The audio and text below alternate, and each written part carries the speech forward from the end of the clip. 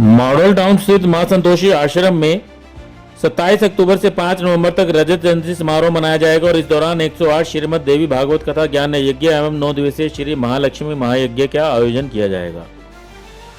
ये जानकारी देते हुए शक्ति उपासना ट्रस्ट हरिद्वार के महासचिव राजमहल काजल ने बताया कि इस दौरान हरिद्वार व काशी के 125 वैदिक विद्वानों के द्वारा ये आयोजन किया जाएगा।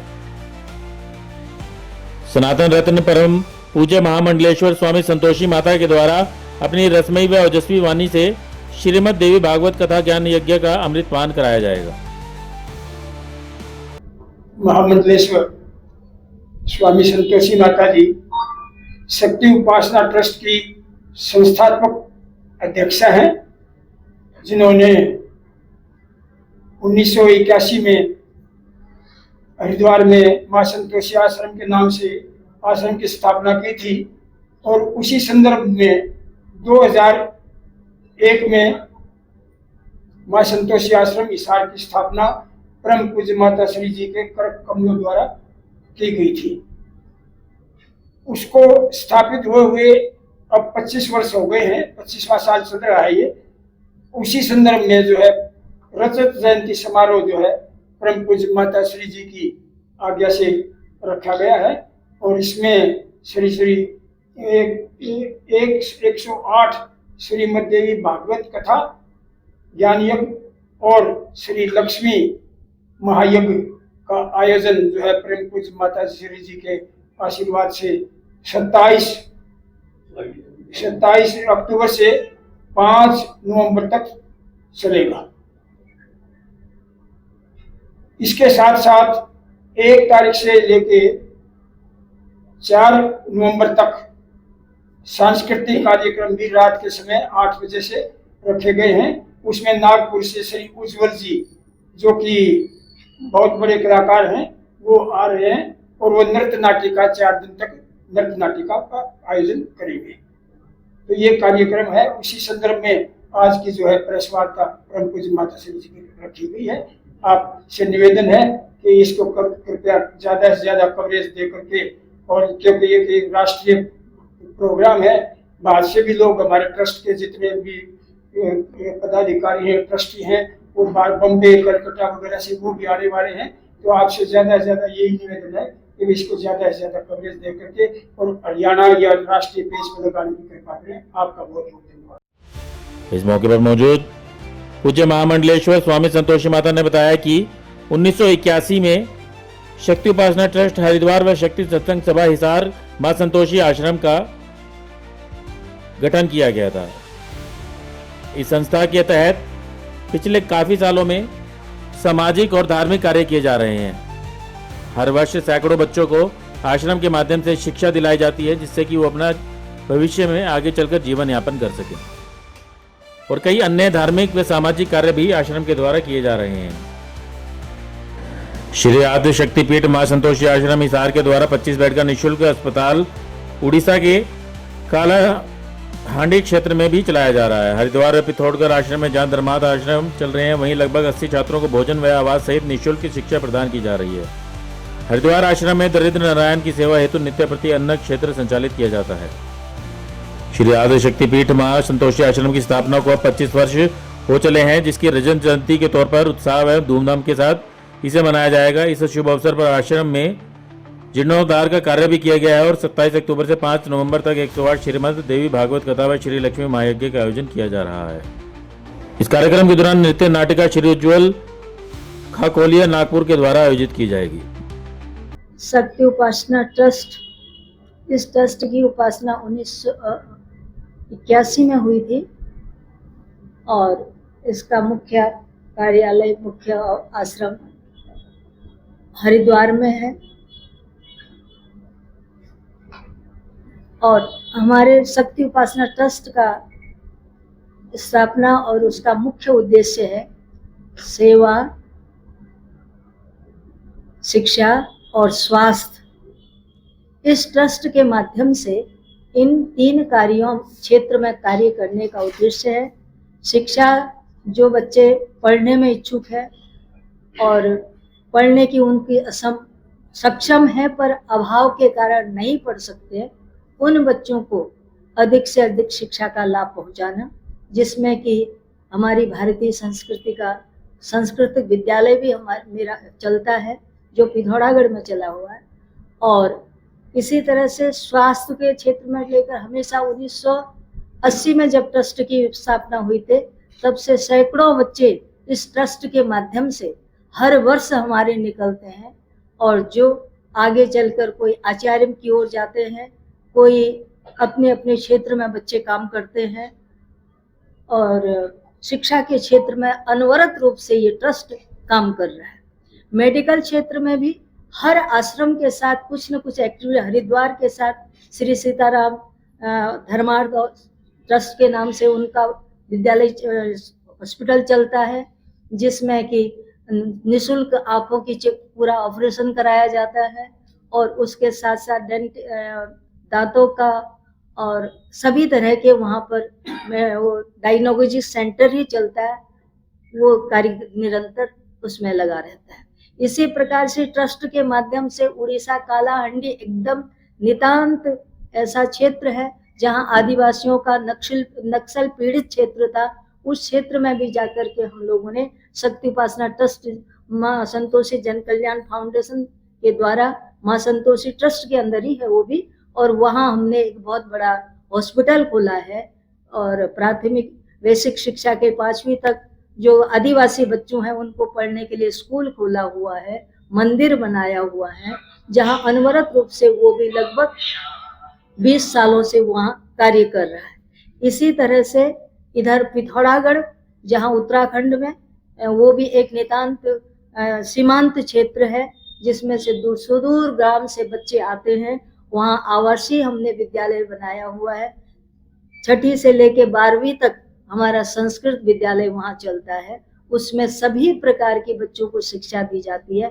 आधुनिक शिक्षा भी उस बच्चों में, कंप्यूटर और उसके साथ साथ न केवल संस्कृत, ज्योतिष पंडिताई के साथ साथ वैदिक कर्मकांड ये तो सिखाए ही जाते हैं, और अन्य आधुनिक शिक्षा से भी हमारे बच्चे वंचित न रहें, उनके लिए सभी तरह का कंप्यूटराइज शिक्षा भी सब कुछ वहाँ दिया जाता है। तो ये अध्यात्म की जोत जो है हरिद्वार से शुरू, हाँ, हरिद्वार से। अभी हिसार के अलावा और कौन से शहरों में आप लोगों के आश्रम? मेरा ट्रस्ट के माध्यम से आश्रम है, हिसार में है, और उड़ीसा में है, पिथौरागढ़ में है, वृंदावन में है, और समालका में है।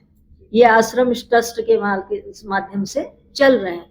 पर सभी आश्रमों के माध्यम से समाज में एक धार्मिक जागरूकता को लाना हम लोगों का उद्देश्य है। भगवती पराम्बा जगदम्बा की मंदिर की स्थापना करना, और भगवती जगत जननी जगदम्बा का प्रचार और प्रसार करना। और भगवती, क्योंकि इस कलिकाल में जो लोग इधर उधर भटक रहे हैं, उन भटके हुए मनों को इकट्ठा करके, जनों को इकट्ठा करके भगवती के शरण में उनको एक सही दिशा दिलाना, वैदिक परंपरा के अनुसार हमारी जो आध्यात्मिक शक्ति है उसकी ओर उन्हें अग्रसर करना, और सब प्रकार के संस्कारों, जहाँ से गीता, भागवत, पुराण, उपनिषद सभी का उपदेश प्रवचन देना, और समय समय पर अनेक धार्मिक अनुष्ठानों का आयोजन करना, जिसके माध्यम से लोगों के अंदर हमारी धार्मिक चेतना को जागृत करना और शक्ति के साथ उन्हें जोड़ना इस ट्रस्ट का उद्देश्य है।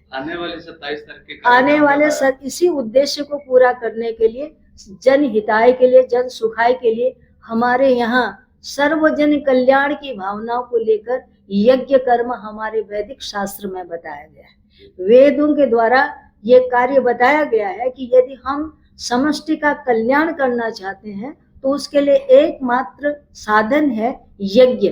यज्ञ के माध्यम से ही ये सब कार्य होते हैं। इसलिए यहाँ पर ज्ञान यज्ञ का भी आयोजन किया गया है, और उसके साथ साथ द्रव्य यज्ञ कहते हैं।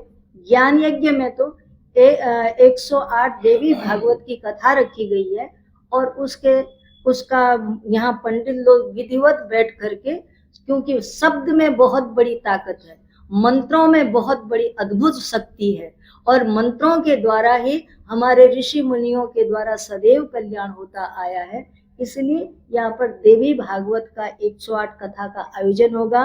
विधिवत वैदिक ब्राह्मण हरिद्वार अन्य क्षेत्रों से यहाँ आएंगे और वह वेदों का पारायण करेंगे। चारों वेदों का पारायण होगा और उसके साथ साथ 108 देवी भागवत की कथाएं होंगी और उसके साथ देवी भागवत का प्रवचन भी होगा, ताकि लोगों को वो कथा जो हो रही है इसमें देवी की महिमा क्या क्या वर्णन की गई है, भगवती का स्वरूप हमारे शास्त्र क्या बताते हैं, उसकी लोगों को ठीक सटीक जानकारी हो, उसके लिए उनका ज्ञान वर्धन हो। कथा का भी आयोजन होगा। उसके साथ हम समृद्धशाली बने, भगवती महालक्ष्मी का यज्ञ होगा, ये आयोजन रखा गया है।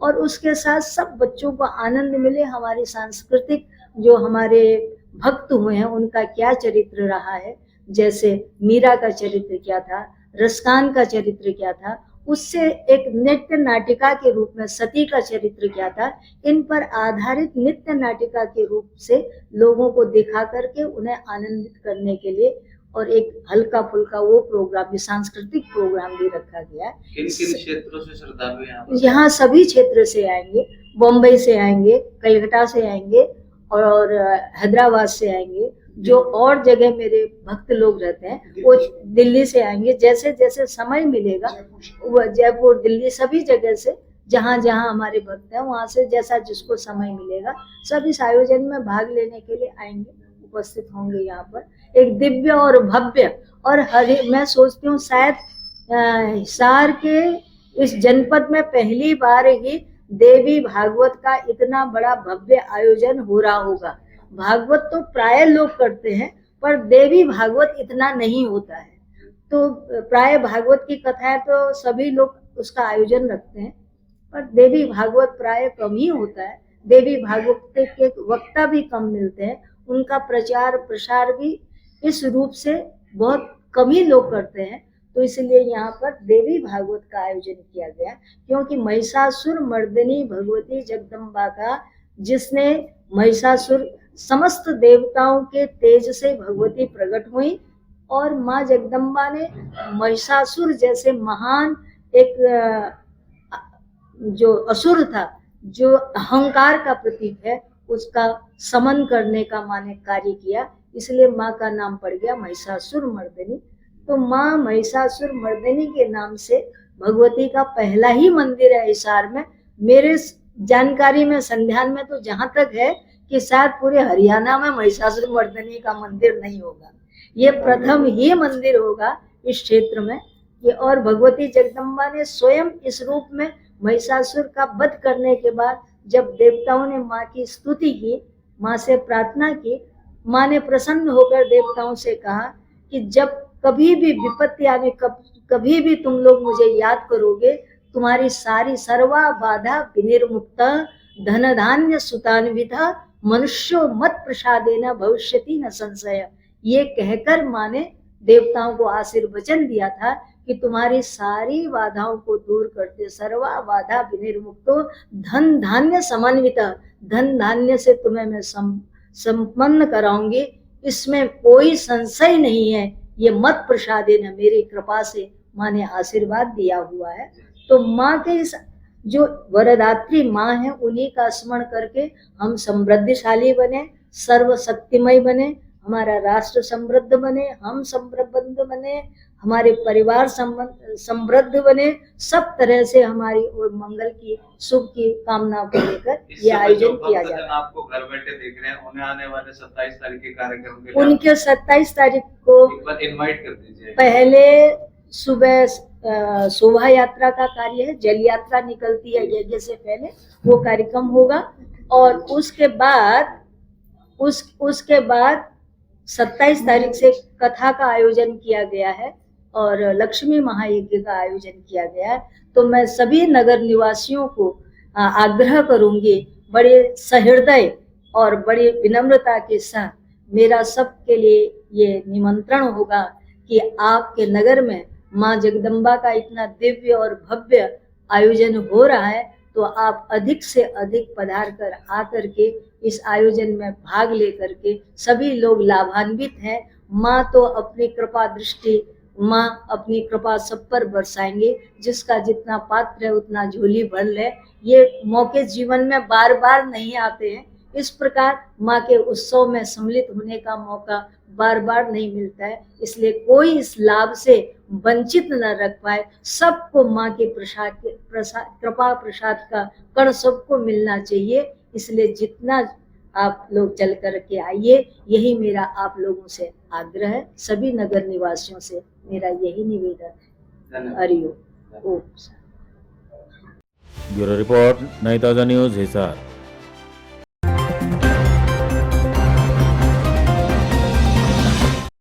लेटेस्ट वीडियोस के लिए सब्सक्राइब करें हमारा चैनल नई ताज़ा न्यूज़ और दबाएं बेल आइकॉन ताकि आप मिस न करें कोई भी अपडेट।